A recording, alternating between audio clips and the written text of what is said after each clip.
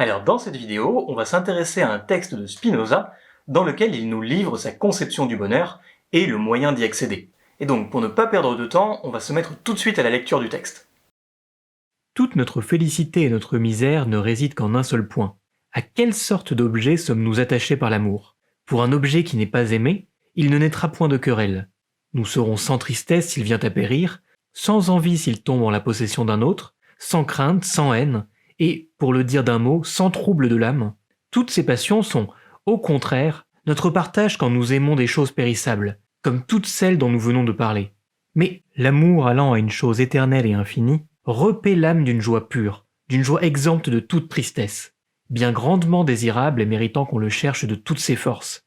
Ce n'est pas sans raison toutefois que j'ai écrit ces mots. Si seulement je pouvais réfléchir sérieusement, si clairement en effet que mon esprit perçut ce qui précède, je ne pouvais encore me détacher entièrement des biens matériels, des plaisirs et de la gloire.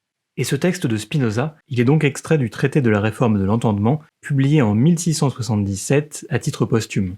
Alors avant de s'attaquer à l'analyse, on va devoir développer deux concepts principaux chez Spinoza. Le premier concept, c'est sa conception un petit peu particulière de Dieu, et le deuxième concept, ou plutôt la série de concepts qu'il développe, c'est les trois genres de connaissances.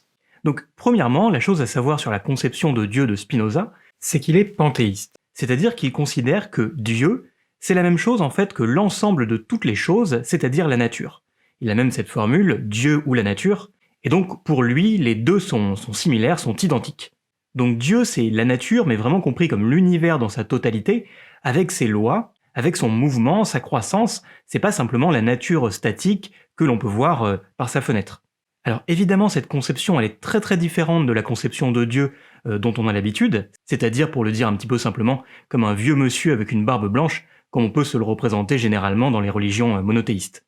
Donc ça, c'est vraiment quelque chose de capital à garder à l'esprit, c'est que dans ce texte, lorsque Spinoza parle de Dieu, il ne pense pas à un être en particulier, omniscient, qui verrait l'univers d'un point de vue un petit peu supérieur.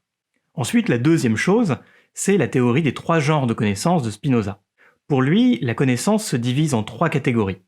Le premier genre de connaissance est une connaissance empirique qui n'a pas vraiment de fondement rationnel. Elle est basée sur nos sens, nos perceptions.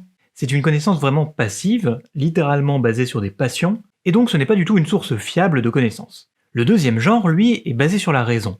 Donc c'est un savoir qui est beaucoup plus stable et qui se rapproche beaucoup plus finalement de la vérité. Le problème, c'est que ce genre de connaissance est encore basé sur l'abstraction. Et pour passer à une connaissance vraiment intime et intuitive des choses, eh bien il faut passer au troisième genre de connaissance, qui repose également sur la raison, et le but de toute vie, en fait, pour Spinoza, eh bien c'est de s'orienter vers ce genre de connaissance. Ce qui veut dire que même si on reste sujet à la causalité, aux lois de l'univers, on comprend ces lois, et donc on comprend la causalité. Ce qui nous permet d'être non plus entièrement passif par rapport à ce qui nous arrive, mais on a une certaine action, puisqu'on comprend qu'on est inscrit dans une causalité qui est plus grande que nous.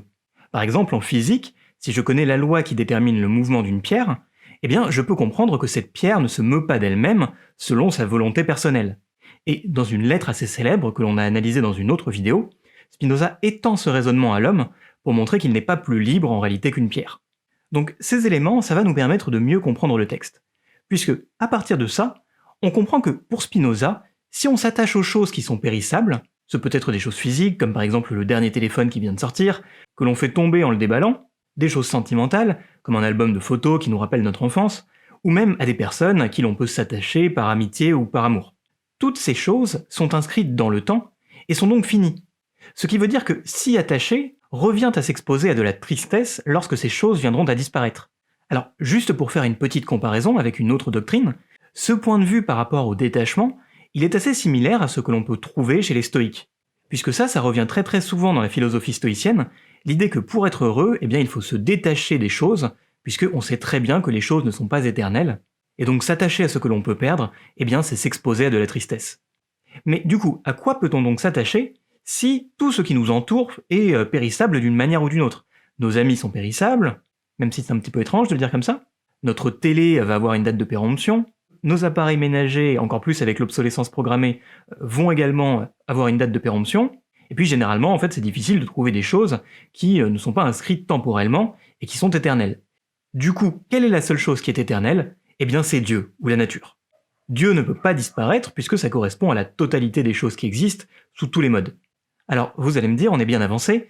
D'accord, on sait que Dieu est éternel, on sait que Dieu peut être sujet de notre amour, car cet amour ne finira jamais. Mais concrètement, comment aimer Dieu pour Spinoza? Eh bien, en accédant au troisième genre de connaissance et en comprenant les causes qui sous-tendent l'univers. Comprendre rationnellement les choses, c'est donc limiter notre exposition aux passions. Et ce qui est d'autant plus intéressant, c'est qu'en comprenant les choses de cette façon, on peut de nouveau aimer certaines choses périssables, car on comprend désormais qu'elles ne sont pas éternelles. Par exemple, nous sommes libérés de la peur de la mort, car nous comprenons que nous sommes mortels. Nous comprenons également que notre âme n'est pas immortelle en un sens personnel, mais qu'elle est attachée à une certaine sorte d'immortalité parce qu'elle fait partie de la nature. Donc au final, comment être heureux pour Spinoza? Eh bien c'est en remplaçant notre amour passionnel pour des choses éphémères par un amour intellectuel pour la seule chose éternelle. Et sur ce, nous en avons donc terminé avec cette petite analyse du texte de Spinoza. J'espère que ça aura pu vous intéresser et que ça vous donnera envie d'en apprendre davantage. Si c'est le cas, n'hésitez pas à vous abonner sur ma chaîne YouTube, et puis vous pouvez également me suivre sur d'autres réseaux sociaux, comme TikTok ou Instagram, où je poste également des petites vidéos de culture générale. Donc à bientôt, et on se voit dans une prochaine vidéo.